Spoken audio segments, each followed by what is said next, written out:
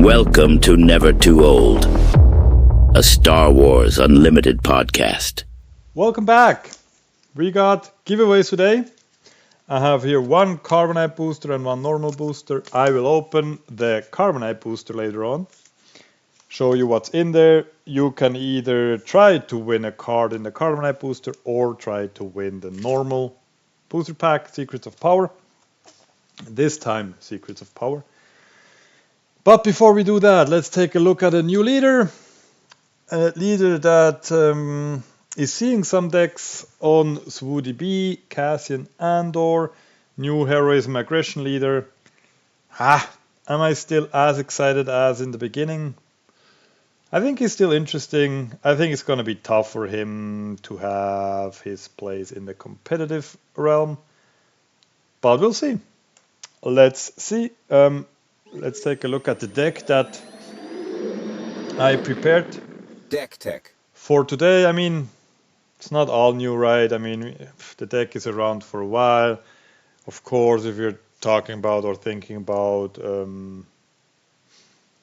heroism, aggression, why not pair it with command? There are a couple of decks also in cunning. Some people like it more in cunning. I'm not convinced so far that cunning is better. I don't know. For now, or for today at least, let's play it in Data Vault. It's the first time I think I play Data Vault. I mean, in a somewhat serious deck, I guess. So, but let's take a look at Cassian first. Yes, he deploys at 6, which is still kind of annoying. Still didn't change. Still as a 6/2, which is great. His leader side, friendly units that have damaged an opponent's base. This phase can't be attacked. And yes, what we have to keep in mind, which I forgot for quite a while, is that once you deploy, your units are not safe anymore.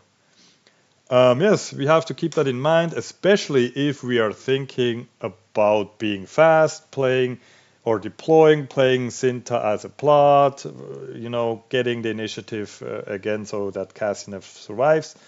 If there's still ready units on the opponent's side, or he still has resources open to ambush something, our units are going to die.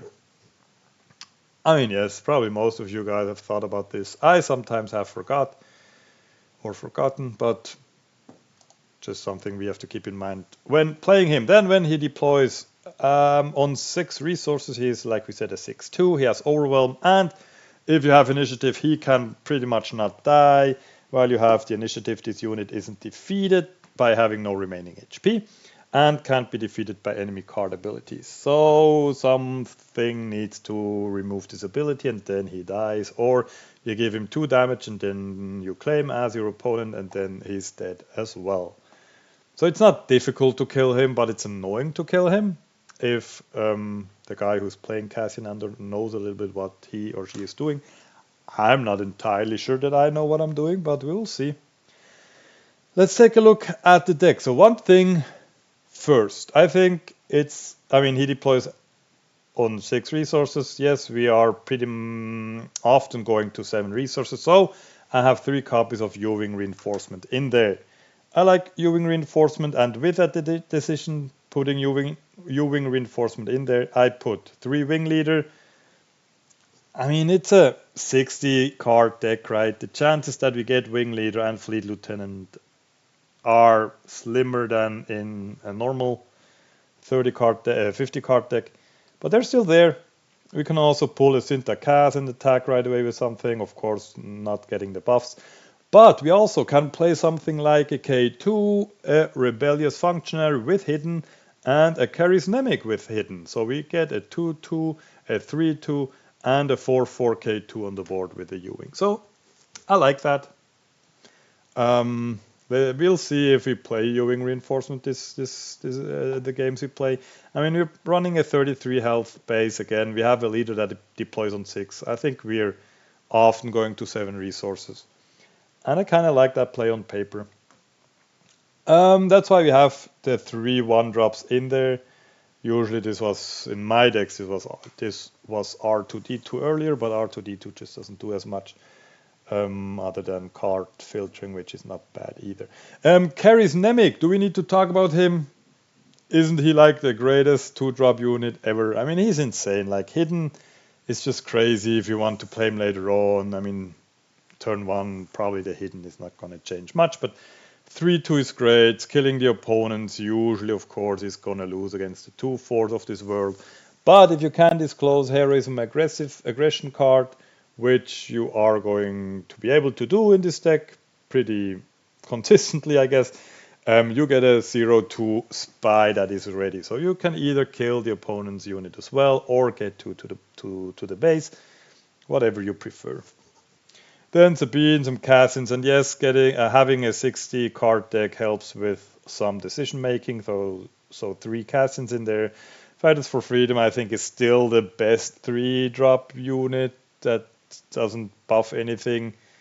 You know, if you don't have the 2-drop on the board, just playing Fighters for Freedom rarely feels bad.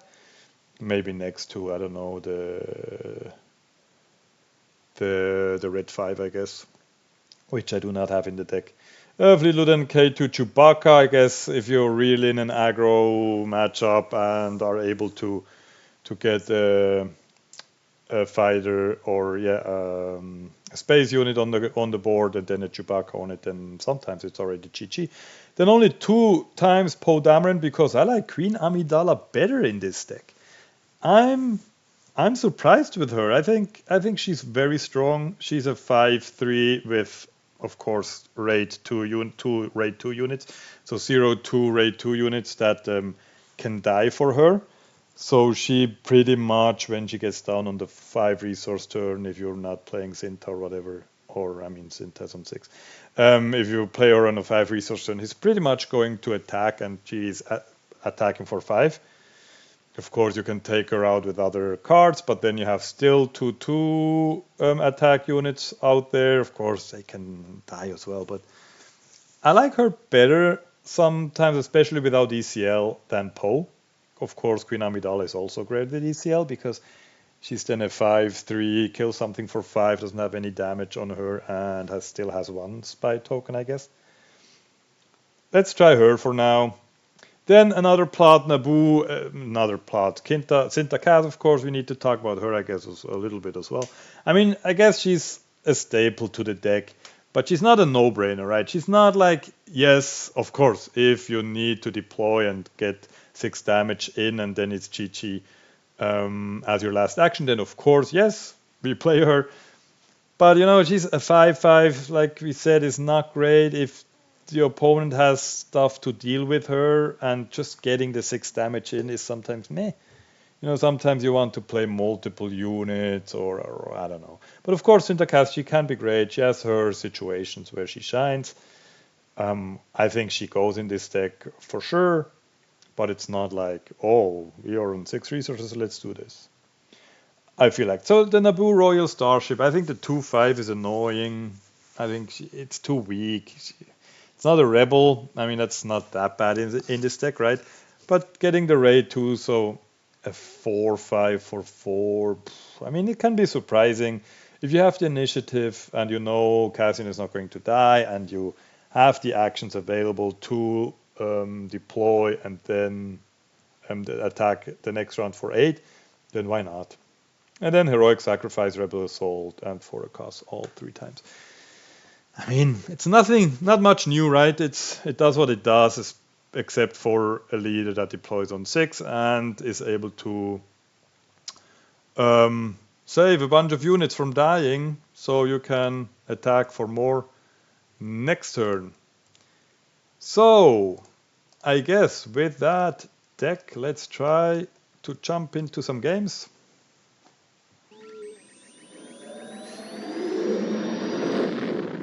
Battle deployment. And see how it goes. Again, I think it's going to be tough for Cassian. I mean, I think even after rotation, where Sabine is not the strongest, or not available anymore as the strongest aggression heroism leader. So you have 2 data vaults. Jabba the Hutt. I'm still not. I mean, we need to mulligan. I still I'm still not entirely sure I know how he works. Let's be honest here. I think his leader side is pretty obvious, but the other one is, we need to be careful about the other side, right? I think we can resource him because we fighters for freedom. I don't like the heroic sacrifice for now. Maybe the U-wing is not that great either. Let's resource the U-wing, I guess. I don't know why, but I just like having a U-wing reinforcement in my hand. So we don't have initiative. That's a bummer. We're doomed. Fleet Lieutenant is a great draw. I don't think he can do anything to get rid of my battlefield marine. He's annoying. Is he going to... I mean, he needs to damage him first, but he can do this, right? He's going to damage him with the Pershing. Or we can just kill the Pershing. Let's do this, actually. I don't know. Rebellions are built on hope. I don't know if that's a strong play. I don't know if it was a misplay, but at least he cannot attack for now. I guess he can attack now. 5. We can just kill him with the Fleet Lieutenant. Should we do this? Let's do this. I mean, with either one of them, I guess. 2 resources left. He could have damaged one of my units. We attack base. We play a Fleet Lieutenant. I mean, the question is how many big units does he have, right? We're kind of slow here. Another Fighters for Freedom plus Rebellious Functionary is gonna get a bunch of damage to the base as well. But a Sentinel, of course, is annoying. He's a saboteur. He's going to be a saboteur. Cassian doesn't do much. Let's just play everything. Let's just play everything and not attack with the battlefield marine, I guess. I like also putting the damage on base with Fighters for Freedom is already triggering the hidden ability, right? And then 2 more damage to the base for the Rebellious Functionary. I mean, the 5/5 Sentinel is annoying. Let's see what's happening. I can kill him with the Fleet Lieutenant, which is good. Another Fighters for Freedom is gonna put 2 more damage on the base. Let's see. So he needs to attack still, right? When another friendly unit is dealt damage and survive, no, he needs to survive. So that's annoying, but we need to kill him. So I think this is going to be a turn where we probably... That has ambush, right? Yeah. So yeah, ambushing and Jabba the Hutt is annoying, of course. He doesn't have hit. He doesn't have... Let's just go to base and not kill our Fighters for Freedom. I think we're just going to get 1 attack in with Cassian anyway. So kill the... Yeah, was that bad? I don't know. Let's just kill him now, I guess. Now the question, because Cassian dies anyway. I mean, you're still going to base, right? He still needs to attack us next turn. We don't want to kill the Cassian ourselves. I mean, Fighters for Freedom dealt a lot of damage. This game. So 12 to go is not bad. He still needs to attack probably with the Jabba. 7. So I guess it's those 2. We have 5 here, 7. Just the Amidala feels weak. I wish I had... Where is he going now? I wish I had a U-wing now. Is he going into the Cassian? Probably, right? That's 2. So at least that means he's tapped out.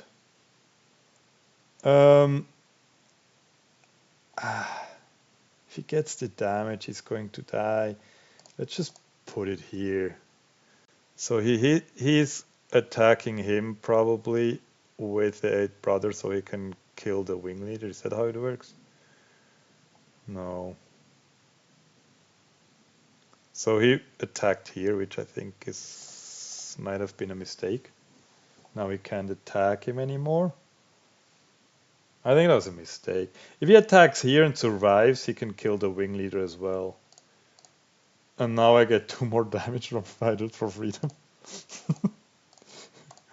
That's just overpowered. I can trigger K2 with 4-8. I cannot play K2 and the Cassian in the row. I guess it doesn't matter anyway. Deal 3 damage is okay as well. Another friendly unit deals damage and survives. So this is working as well, right?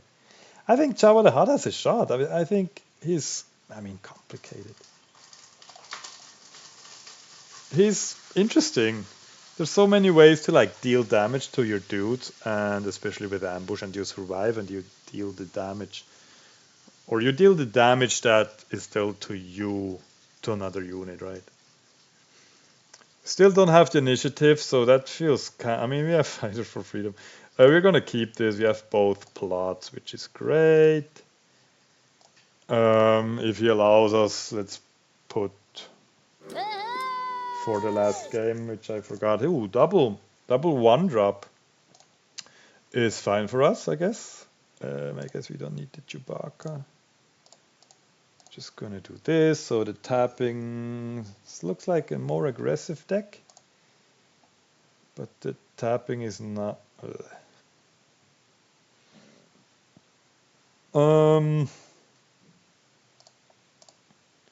Another fleet lieutenant. Why not? Blue leader would be great now. Get our unit back, but let's just claim. You can. It's 10-10.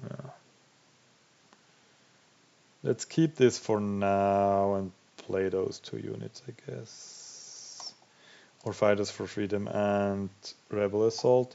1, 4, 5, 6, 7, 8, 9. He deploys at 6 as well, right? What to do? Is it? I don't know, 15. Boshek. Boshek is not the worst, right? So Cinta, we can play Cinta. That's 1 more damage to base, puts him at 26, 27. Claim. There's 1 for. He still has tons of. Yeah, he's probably faster. He needs a lot of actions next turn, though. The 4 is annoying. Yeah, no, it's GG. Not quite GG. No, I think it's GG, right? He needs 2 attacks. I don't have anything. I'm gonna deploy, place Cinta, trigger, attack with a unit, and deal 1 damage to his base. That's 8 left now. A Rebel Assault would do it, I guess, but we already played one. Are you scared of a Rebel Assault? Does he have to be scared of a Rebel Assault? Is he going to like play around it? That's 5, 8. Yeah, a Rebel Assault would do it. What? A Rebel Assault would still do it. Why would you not just... Oh, well, he would attacked with a Han Solo. Oh, yeah, that's, all good. All good, GG. Sure, 1-1, fine with me. I think this game shows, like, his weakness, right? Anything that's kind of aggressive is just gonna be super hard. Especially if you don't have initiative. I guess we didn't have initiative in both games, which is not that bad. But I think it's going to be tough for him. I find your lack of faith disturbing. I think, especially as long as we have Sabine. And then I think Leia is better as well. deploying on 5 and having just like the better ability, especially with the new units that are rebels as well. But I think it's interesting.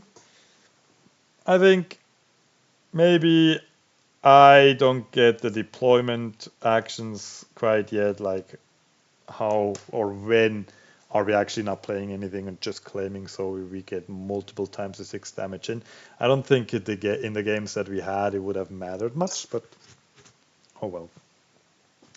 So, before we open the Carbonite booster, I want to talk to you about the deck that we're building. May the force be with you. Which is the wrong one. Let's try this again. Let's talk to you about the deck that we're building. The Deckyard. Exactly. So I'm still not convinced with Mon Mothma. You guys want to prove me otherwise, or I want you to prove me otherwise. I started a challenge, let's so call it. It's a trap! A commenting challenge. I want to build a Mon Mothma deck with you. And yes, we all know Mon Mothma lets us ignore non-villainy official aspects, or ignore the aspect penalty on non-villainy official units. And I started a challenge where you guys are commenting what cards to put in the deck. And yes, tons of you guys commented. Thank you, Mario and Patrick. The only ones. Oh, and yeah, Mario, by the way, congratulations again for the win in Zurich past weekend where you won an invitational with Han 1 Data Vault. Is that correct? I think that's correct. Hello, I Bubble Freak. There we go. Congratulations on that again. It was a blast to watch. You guys commented on Droid Manufactory, so we'll be playing a double command deck. I guess it makes sense when we can add different aspect officials. So we get access, I guess, to command and unity of purpose. I hope this is some kind of the goal here. If you're not adding those cards, I guess that we'll see what the deck ends up like.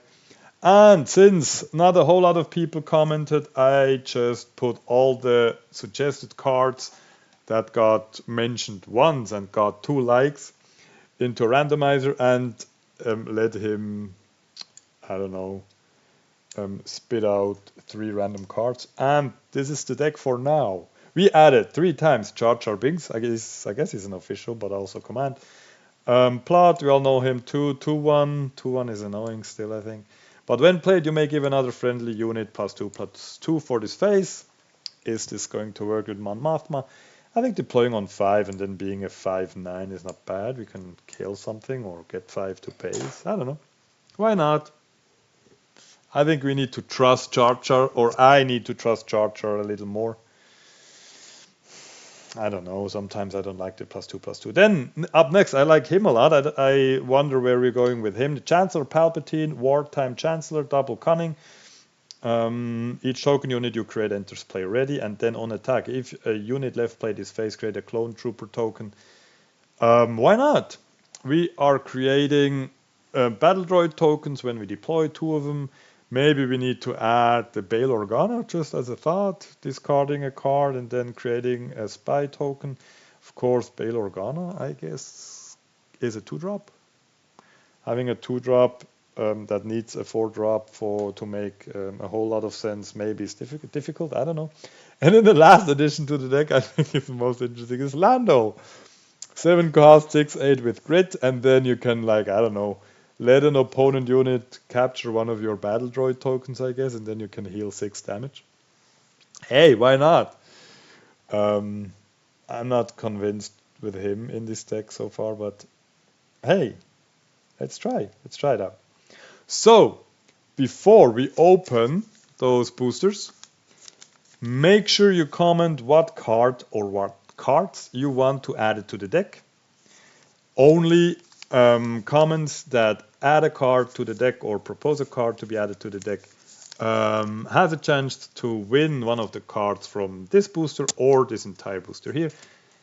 And I guess with that, let's get it done. So, May the force be with you. I don't know if you can see that. Unopened. This is the Carbonite. Unopened. I have no idea what's in this. Because I want to prove to you at some point I'll open a showcase. I mean, the chances are not that low, right? I want to open a showcase or serialize and prove to you that I will give it away as well. I will give it away. I will not stop the video and open another Carbonite booster. Hey, I'll be sad, yes, but I see it as a self-experiment as well. I want to be sane with myself. Gave a serialized to you if I'd opened it. I still opened it. It's still going to be part of my experience collection. But yeah.